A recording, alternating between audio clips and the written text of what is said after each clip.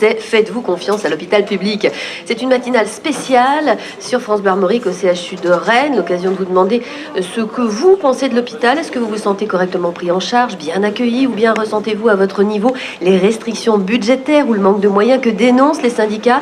Et puis, loin du CHU, vous sentez-vous aussi bien soigné en zone rurale ou dans les villes moyennes? Vous nous le dites dès à présent au 02 99 67 35 35. Et pour en parler avec nous, nous sommes avec la directrice générale du CHU, Véronique Anatole. Bonjour. Bonjour. Rebonjour, puisque vous étiez là pour nous accueillir tout à l'heure à partir de 6h. Véronique Anatole, est-ce que vous avez l'impression que les Français, les Rennais, les Bretons ont confiance en l'hôpital public ? Ah oui, je crois que d'ailleurs l'activité du CHU en témoigne, puisqu'il prend en charge de très nombreux patients et avec une progression de son activité aussi régulière chaque année. Donc je crois que les Rennais, les Bretons font confiance au CHU de Rennes, et d'ailleurs tous les classements nationaux le placent parmi les meilleurs CHU de France, avec des services de pointe, d'excellence, une très grande qualité des soins, et je crois qu'effectivement l'hôpital public fait honneur à la population bretonne et le CHU en particulier. Alors la confiance dans l'hôpital public, ce sont les patients qui en parlent le mieux, et ils le font au 02 99 67 35 35. C'est ce que vient de faire en tout cas Philippe, qui nous joint à l'instant. Il est à Montreuil-sur-Île. Bonjour Philippe et bienvenue. Oui, bonjour à tous, et je suis très content de passer sur France Bleu Radio Armorique ce matin. Je tiens particulièrement à remercier l'hôpital public, en l'occurrence le CHU. Voilà, je suis passé au CHU et j'ai pu apprécier sa technicité, une intervention au niveau de la prostate par laser. Oui. J'ai pu aussi apprécier son personnel, notamment en premier chef le docteur Verwest, les infirmières et même le secrétariat. J'ai pu même, pour bien articuler le changement parfois de service, que ce soit l'anesthésie et autres, tous les rendez-vous, j'ai pu communiquer par internet avec eux. J'ai toujours eu des réponses immédiates. Donc je remercie bien tout ce personnel. Et je pense en effet qu'il faut encourager, qu'il faut donner les moyens financiers aux services publics, parce que tôt ou tard, on finit par arriver dans ces couloirs de Pontchaillou, quand on a des choses très très graves, et on s'en remet au CHU. Moi, je me sens bien à Montreuil-sur-Île, pas loin du CHU, et je sais aussi qu'après, c'est bien relayé par les infirmiers et infirmières de ma commune. Pour ça, voilà, je fais entièrement confiance et je soutiens et je remercie encore le CHU de Pontchaillou. Je pense que ça va droit au cœur de notre invité, de Véronique Anatole, la directrice générale du CHU. Philippe qui évoquait quand même le financement. Est-ce qu'aujourd'hui un CHU comme le CHU de Rennes a les moyens de remplir correctement sa mission ? Oui, tout à fait. D'abord, je remercie notre auditeur pour ses remerciements et ses félicitations à l'ensemble de l'équipe du service d'urologie, qui est d'ailleurs un des meilleurs services français dans sa discipline. Et je vous remercie, monsieur, de la confiance que vous avez témoignée et de la qualité de la prise en charge que vous avez témoigné pour le CHU de Rennes et pour l'ensemble des équipes. Et sur les questions des financements, oui, tout à fait. Le CHU de Rennes a un budget très important, de 686 millions d'euros, qui progresse chaque année.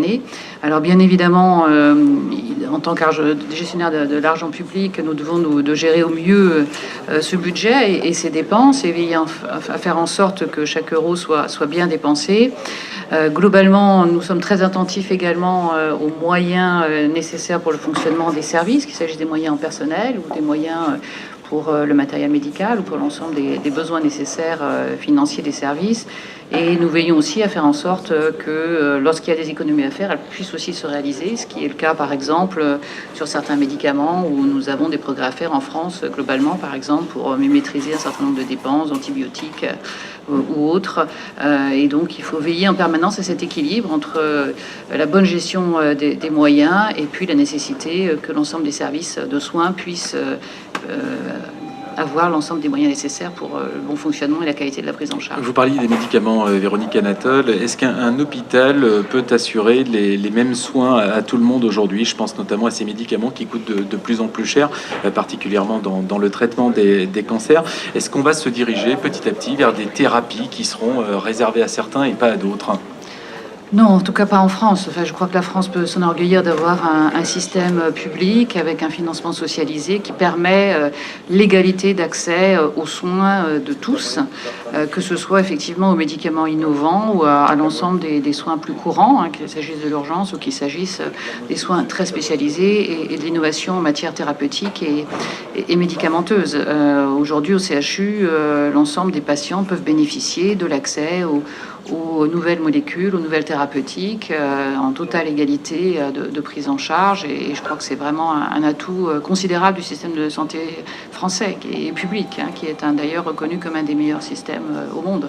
Alors Véronique Anatole, vous en parlez très bien du CHU de Rennes, mais nous avons aussi les auditeurs de France Bleu Armorique qui en parlent au 02 99 67 35 35. Et d'ailleurs, vous êtes les bienvenus, même si vous ne venez pas au CHU de Rennes, parce qu'il y a des hôpitaux quand même également dans les Côtes d'Armor et le Morbihan pour témoigner d'une manière générale sur ce thème. Vous êtes les bienvenus au 02 99 67 35 35. Alors là, on est à Pontchaillou et Billy, qui est à Vitré, connaît l'endroit, même en étant à Vitré. Bonjour Billy.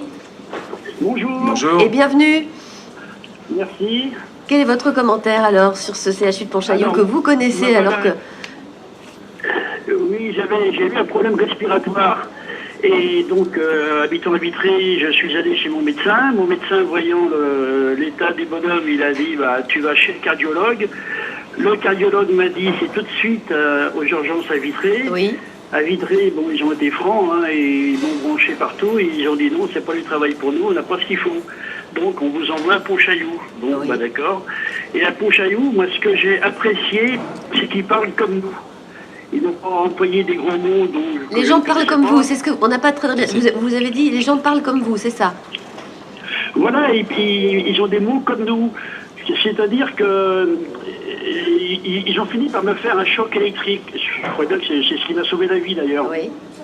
Mais ils m'ont dit avant, on va vous mettre un tuyau dans la bouche, une caméra, pour voir si vous n'avez pas un caillot à côté du cœur, sinon on ne peut pas le faire. Oui. Mais vraiment, ils parlaient comme nous. Alors là, ce qui fait que j'ai très bien compris ce qu'ils m'ont fait. Ils n'employaient pas des termes trop techniques pour que vous puissiez comprendre finalement ce qui vous arrive. C'est intéressant la question de Billy, Véronique Anatole. Merci, Billy qui est donc du côté de Vitré.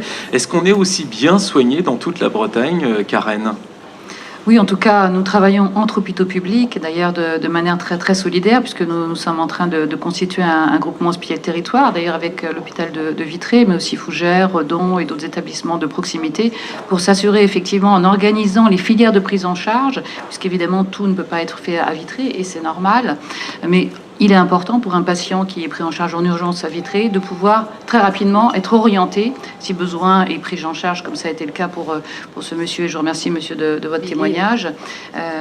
En termes de qualité des soins, je pense qu'il est très important que, quel que soit l'endroit du territoire, le patient soit bien pris en charge quand il a besoin de soins de proximité sur place, dans l'établissement de proximité, mais lorsque, bien évidemment, la technologie ou le besoin de prise en charge fait en sorte qu'il doit être pris en charge au CHU, qu'il puisse être orienté le plus rapidement possible.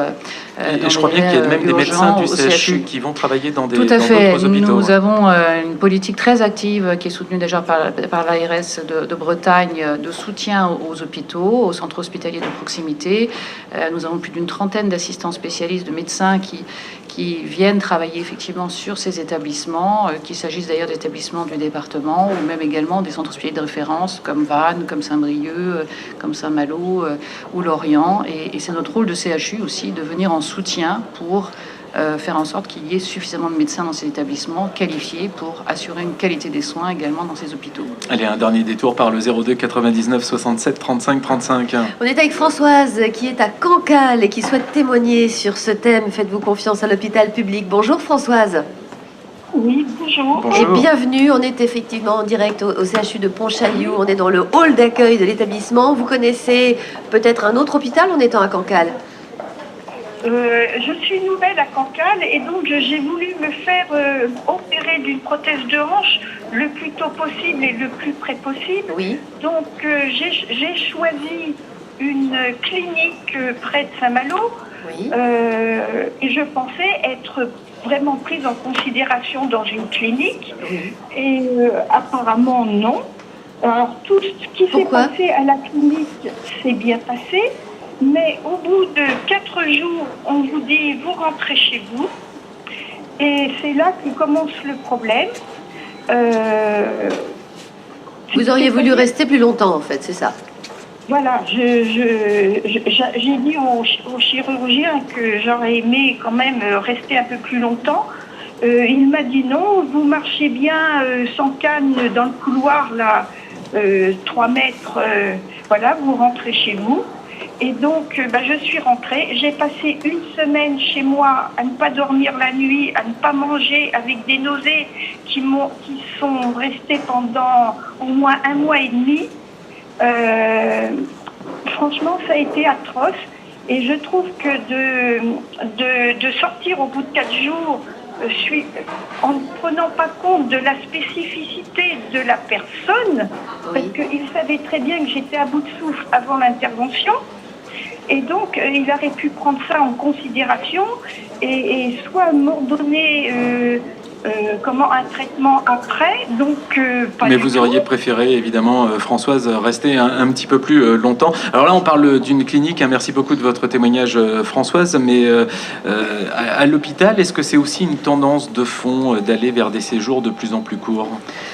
Oui, tout à fait. Alors, je regrette effectivement qu'il n'y ait pas eu la coordination de prise en charge nécessaire entre l'hôpital et la ville pour cette patiente. Là, Pour vous, madame, privée, oui. effectivement, dans le cadre de cette clinique, puisque le rôle de l'hôpital, c'est aussi de préparer la sortie et de coordonner aussi avec les professionnels de la ville, qu'il s'agisse des médecins traitants ou des services aussi de soutien à domicile, hein, dans le cadre des services de soins infirmiers à domicile, de bien coordonner la prise en charge, y compris à domicile, des patients. Je pense que c'est très important. Le CHU de Rennes y est aussi très très attentif.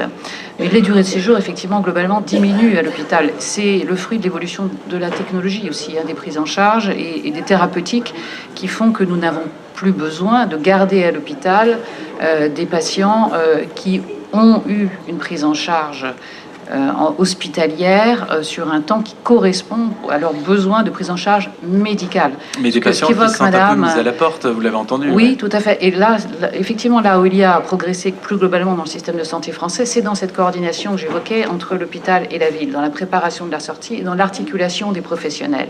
Je ne pense pas que cette patiente, mais je ne connais pas le cas particulier, là, ait eu un besoin de prise en charge médicale à domicile après sa sortie de la clinique. En revanche, elle évoque des nausées, elle évoque un certain nombre de difficultés. Il aurait été nécessaire probablement qu'il y ait eu un accompagnement via le praticien médecin traitant ou via peut-être un accompagnement à domicile pour pouvoir lui permettre effectivement de se sentir rassurée à son domicile après sa sortie. Merci beaucoup Véronique Anatole d'avoir été en direct avec nous et merci de nous accueillir ici au CHU de Rennes dans le hall de Pontchaillou. Jusqu'à 10h. Jusqu'à 10h, voilà, cette matinale spéciale se poursuit sur France Bleu Armorique et sur francebleu.fr.